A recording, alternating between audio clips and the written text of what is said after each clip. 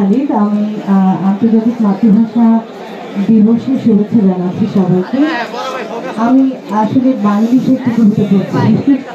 কবিতা শিরোনাম ফেব্রুয়ারি এলোজি। প্রিয় ঘাসফুল, গরম রোদের দিকে তাকিয়ে করে যে গল্প বলে যায়, প্রেমের দ্রোহের কিংবা প্রতিধ্বনি, সে ফুল আমায় বলে যায় বাহান্নতায়।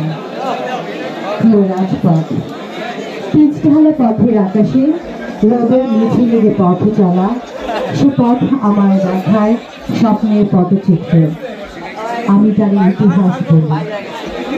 প্রিয় পাঠ্যপুস্তক, পাতায় পাতায় যে অক্ষর আমাদের স্নায়ু করতি নিমজ্জনে, লিপির পরিবাহে প্রবাহিত জাতিসত্তার অনন্তকাল আরেক ফাল্গুন সমস্ত আমায় নিয়ে যায় প্রতিতামহে। প্রিয় মানচিত্র, রক্তের দাগ শুকিয়ে যে সীমানা, দাবদাহের খান্ডব, চলাচলের অনন্ত প্রবাহ, বন বিচারের হাওয়ায় কোলাহল আমাকে জানায় শীতল অভিবাদন।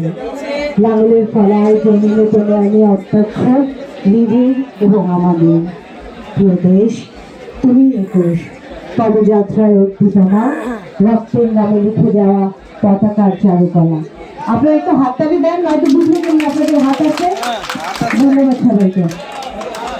ধন্যবাদ কবি সিদ্ধা বাউল, কবি আসানা হাবিব ভাবনা তার কথা।